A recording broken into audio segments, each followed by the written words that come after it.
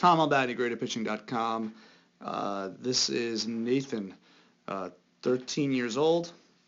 So Anne-Marie, Jack here is the comparison video of when he first started to what we're up to at this point. Top video is the last lesson, bottom video is the very first lesson, I believe, or one of the first lessons. So here we go. Let's take him up into his leg lift, see how he comes out of leg lift. Top video, now we're working here on, over the last couple of weeks, of trying to push the hip out, getting some body to move out first before we drop the leg too much, and we'll see how he does here and compare him to the other video first time. So here he is, very first time. Again, traditional leg lift, everything posted up nice, not too much movement forward. In this video at the top, we see that as he's lifting his leg, he's starting to push his hips a little bit. He can still now activate the foot at this point and start moving the body forward. This is typical what happens when they first start to learn this. They want to just move the hips but not the body. So good job at getting the hips to move out. So he's moving more athletically here. So if I drew a line up from his leg, I can see that his hips are on the inside of the leg, so the back hip, the front hip are both on the inside of the leg.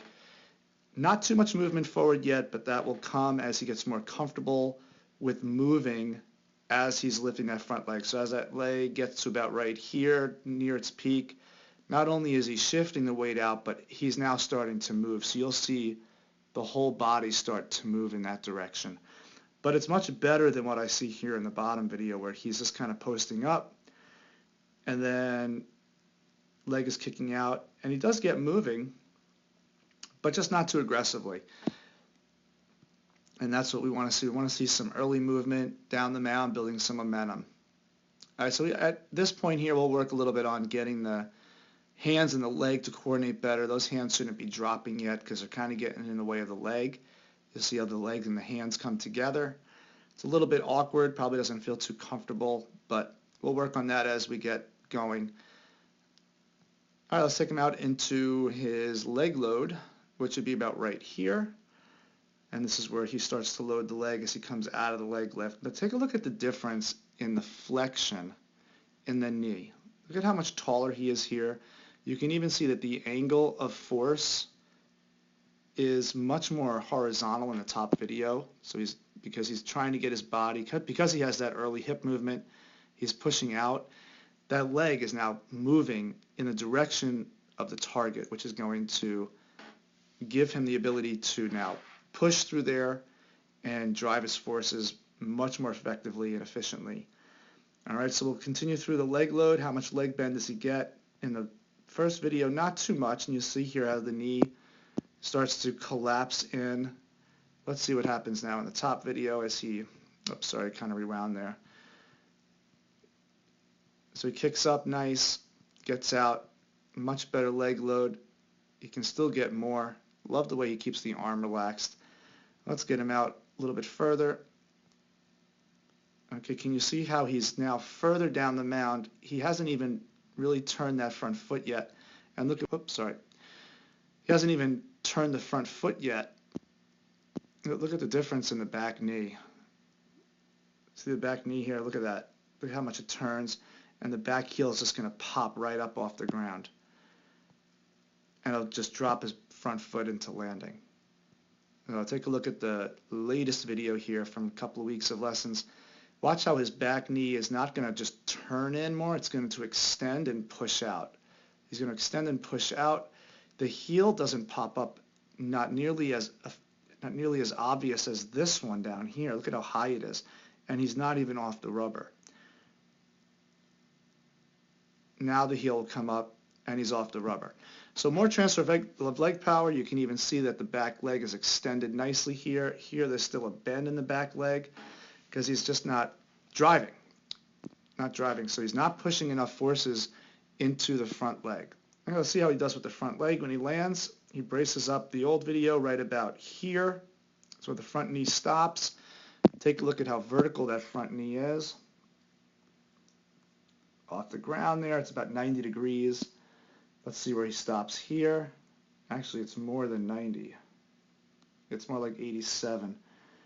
In the top video, just from last week, just from a couple of days ago, he's at about a 90, maybe he's a little less than that,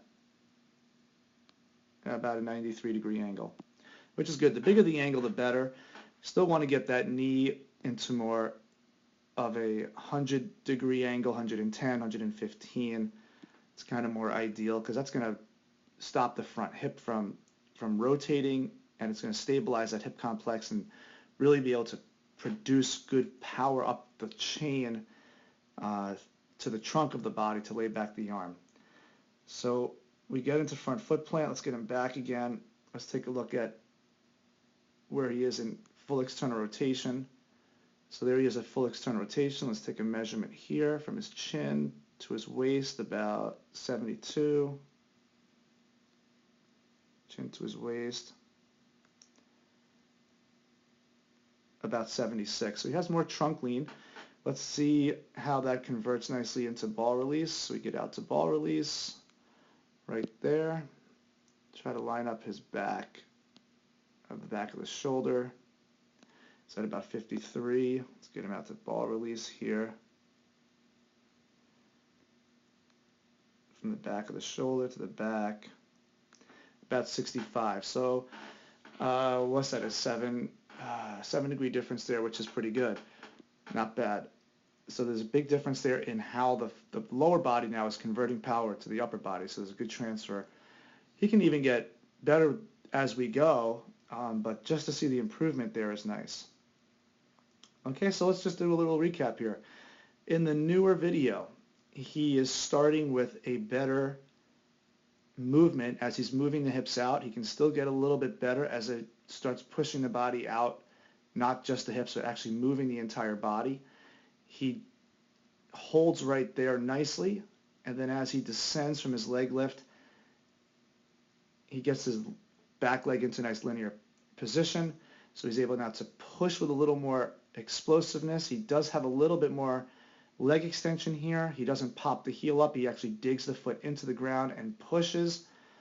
Lands very nicely. I forgot to see a couple things here as well, just before we finish. So you can tell the difference in stride length. Look at how much lower to the ground he is here in this video at a 56-degree angle.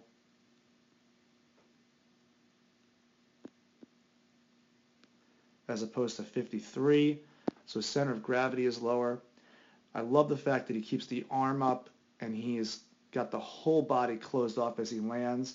In the bottom video, you can see that he's losing the front arm as he lands. Look at how much lower it is, which means he's already rotating the trunk before he's able to get all the hip movement cleared.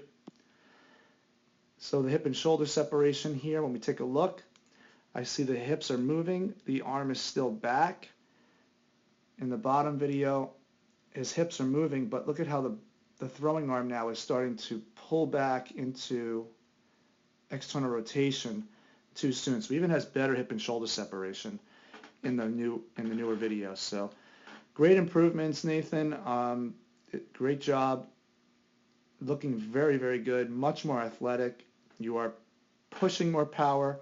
You can tell the difference in the stride length. You can tell the difference here in the height of his body, how tall he is off the ground as opposed to this one, how much shorter he is off the ground. So he's utilizing his legs better, powering his stride, getting early momentum, bracing up even better, getting a better back leg extension, getting a little bit better hip and shoulder rotation, rotating the upper body later.